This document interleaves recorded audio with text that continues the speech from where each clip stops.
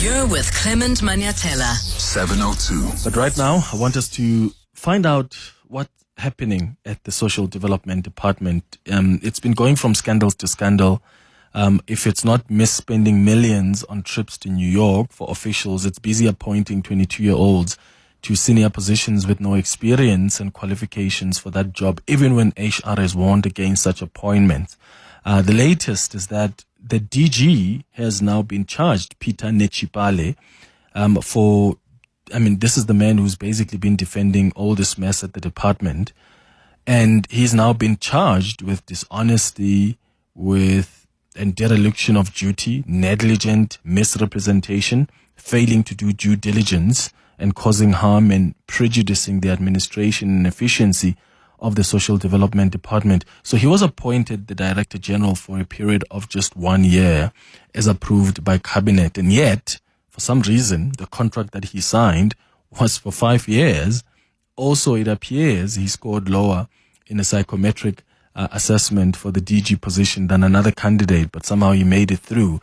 There's been a lot happening at the Social Development Department, and one person who's been keeping a close eye on that department and investigating what's really been revealed so far is Rebecca Davis, who is a senior journalist with the Daily Maverick, and she joins us now on the line. Rebecca, thank you so much for making time for us. Good morning. Clement, thanks for having me. So I want us to start from the end and we'll sort of move back to the beginning. The latest now is this letter that the minister has sent to the DG. It appears there's something worrying here. The cabinet approves that, okay, this DG can serve for a year, but for some reason the contract he signs is for 5 years. How did that come about from what you've looked at? It's mysterious, to say the least. The first thing we should consider is that, as you say, Cabinet sits in this meeting and says, yep, you've got to go ahead to appoint this guy for 1 year. Also, he's just a year short of retirement age, so it makes sense that they'd only give him a 1 year contract. We assume that the minister, Sisisi Tolashe, is in that meeting. So she hears them say, yep, you've got to go ahead for 1 year. She always knew he was there for 1 year. She was in that cabinet meeting. But next thing, he gets this contract that is actually for 5 years. Then the DA MP, Alexandra Abrahams, has been tipped off that this is a problem, and she asks the minister in Parliament in April this year, how long is the duration of this guy's contract? The response she receives from the department is, it is 5 years. So they presumably went and checked in the file at that stage, and they came back and doubled down. They said, no, it's 5 years. Then media, Daily Maverick, starts reporting on it, and suddenly they now say, well, this is what they told Parliament last week, it was a clerical error. It was just a mistake made. Somebody wrote them 5 years instead of 1 year, and now they've changed it. Oh my And goodness. now, as you say, they've suspended the director himself, apparently on this very charge, that it was he who who intentionally now maybe misled the department into thinking it was 5 years instead of 1 year. It's an explanation that makes incredibly little sense, because at Parliament last week, the minister said, no, it was definitely a clerical error. If it was just a clerical error, now why are they charging this man with multiple counts of misconduct? And also, again, she knew that the contract was for 1 year. Why was she not taking any action to go and look up this contract, etc.? She was the one who was in the cabinet meeting. Yeah, and that's my what's confusing me here, Rebecca, is that the minister is trying to portray herself as someone who clearly here was used, or information and stuff was signed without her knowledge. Is it possible that this could have happened without the minister's approval and she just simply didn't know anything about it?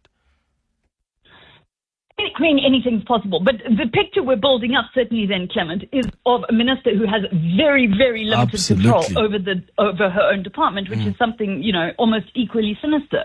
Shall we turn now to the explanation about the unqualified 22-year-old? Because here we're also seeing the same pattern.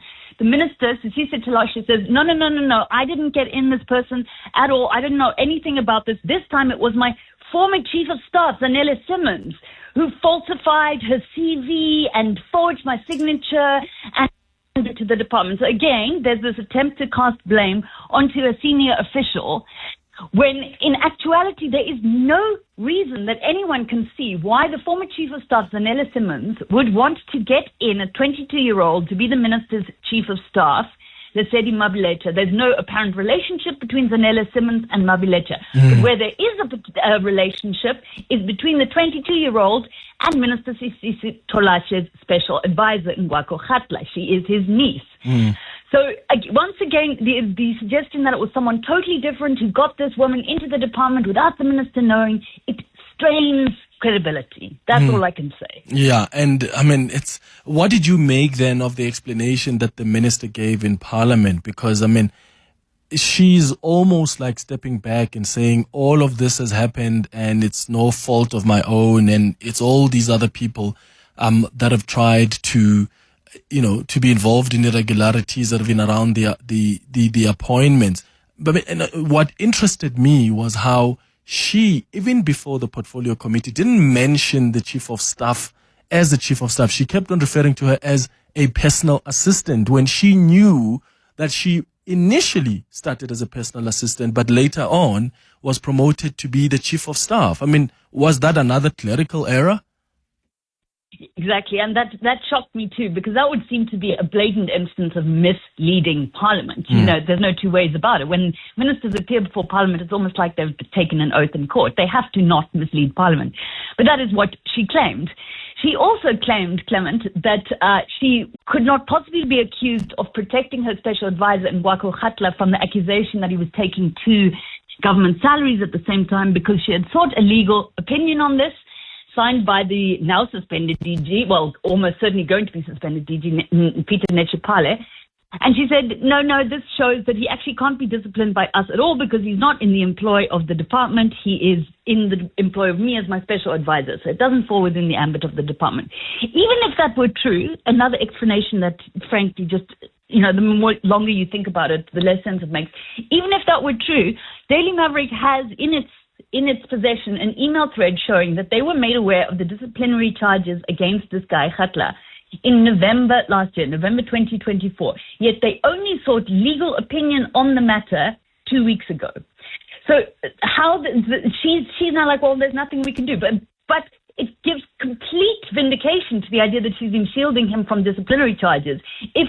Nothing, no action has been taken against him for the last, almost a year, 10 months. So that, again, is an instance of, well, maybe she's telling Parliament what is the case now, but it doesn't explain why she has not acted against this person for 10 months.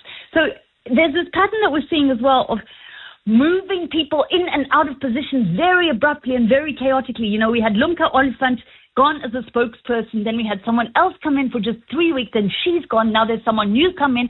It's the same with the chief of staff. I don't even know how many chief of staffs there have been over the period of a year.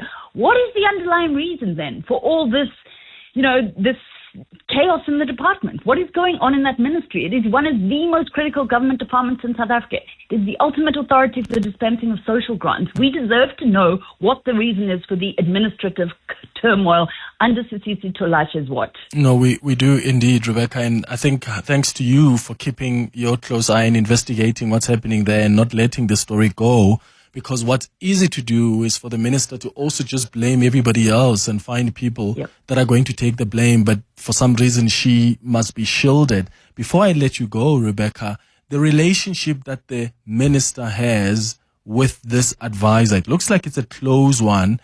You've reported before that there may be an intimate relationship. Yes, we still haven't been able to verify the WhatsApp conversations. They've come out to say those are fake. They're not in any intimate relationship. What have you been able to establish about how close the minister and the special advisor are, especially given how the special advisor in the past has been charged for receiving salaries, 2 salaries from government, and for some reason the minister didn't do much about that? What we know about the special advisor Kgatla is that he started off at the Department of Women, Youth and People with Disabilities when the minister was the minister of that department. Then she gets appointed as Minister of Social Development, and suddenly he comes with her as her special advisor now. So that is an appointment made entirely by the minister, not by the department. So it's clear that there is, that she trusts him. Let's say that. We reported based on information from impeccable sources, and all the information we have received from these sources in the past has proved to be accurate, that it is an open secret in the Department of Social Relationship that they are in a romantic relationship. This has been vehemently denied by Mr. Khatla himself. In fact, he threatened us with legal action last week as a result.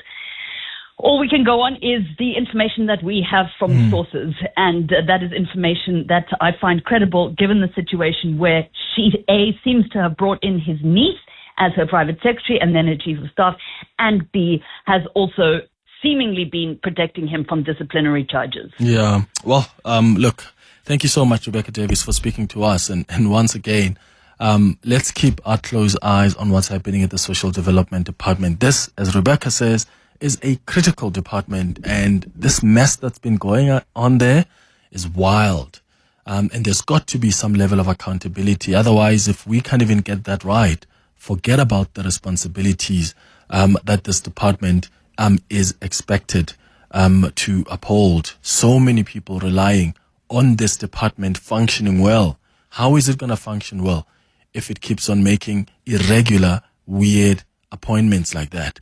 It's 90 minutes after 10. 7:02. The Clement Manyathela Show.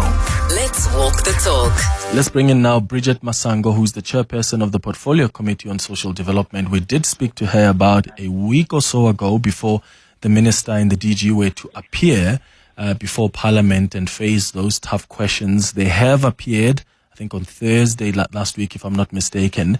Thank you so much, Chair, for making time for us. Good morning. Thank you so much, Clement. Good morning to you and your listeners. When I spoke to you about a week ago before the minister and the DG appeared in Parliament, you also, as the committee chair, were concerned about what's been reported out there about this 22-year-old who was made the chief of staff without the required qualifications nor even the required experience. She's since been removed from that position, but there must still be accountability here. Are you satisfied with how the minister has explained it? Clement, no. Let me just say that the concern is deepening as the story takes longer and longer in the public domain, because, as it has been said just now, this is a department that should be hard at work, changing lives of the poor and vulnerable people. But the minister came last week and on Thursday with the DG, with the senior managers of the department, to present to us the report that she had undertaken to present. What I can say about the report is that it said what had been done or what had been done in the meantime. And the minister herself, knowing that that report was not conclusive in any way, because it didn't say where the accountability stays and what is going to happen to those who are found to be accountable.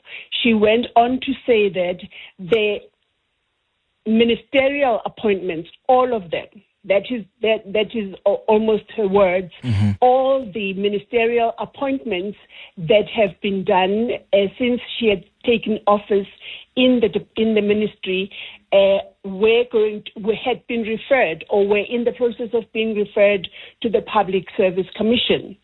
And those appointments that are in the department, after the the revelation that some of the appointments cannot be touched by the DG because the DG is not involved in the appointing in the ministry, those department ones were going to be subjected to a forensic investigation. Now, the portfolio committee is obviously not happy because there is no finality in what is going on. But the portfolio committee is, giving time to this process so that it's done properly. And the properly, by properly, I mean when we get to know what are all these allegations, what parts of these allegations are true, and who is responsible for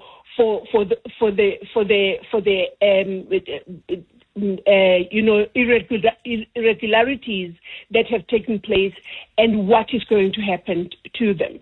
So there are two streams of going on and solving this problem, Clement. I don't know how long this is going to take. You have the Public Service Commission on the ministerial appointments, and you have a forensic investigation on the parliamentary appointment. On the department appointments, and that is where we left it. But the portfolio committee went on and said we cannot trust just those two to happen.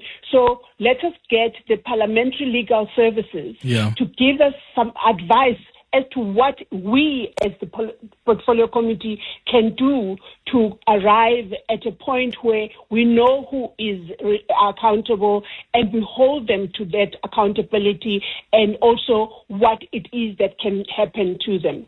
Okay. I mean, the latest now is that the DG, who was also there in Parliament, has now been charged because there is a contract that he had signed, which is a 5-year contract, which contradicts what was approved by Cabinet. Cabinet had approved for the DG to serve for a period of 1 year. So the question then is, how did he end up signing a 5-year contract? And how can the minister claim, oh, I didn't know?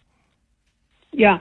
The minister said that she had been part of the decision that was made by the Cabinet, and there was a clerical error. Now, the portfolio committee was not having that, because obviously if the question had not been asked about that discrepancy, we would still not know. There's a possibility that we'll still not be knowing about this discrepancy or clerical error that had taken place. So that is part, obviously, of the forensic investigation that is underway, because the appointment of the DG is a departmental appointment, which then falls under the stream of the investigation that is going to be forensic. And although the minister said that everything has been aligned now, there's no problems going forward, and so on and so forth, but obviously some people were involved in even making the clerical error, and some consequence management has to obviously take place. We are happy that the alignment has taken place, that the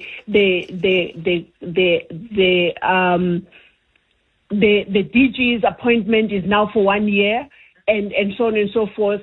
But for it to have happened the way that it did, and for it to have come to the fore because of a question, a parliamentary question to have asked, that means that someone is accountable, and that accountable person would have to be subjected to consequence management. Yeah, because I'm looking now at the letter that the minister actually sent to Peter Nechipale, the Director General at the Social Development Department.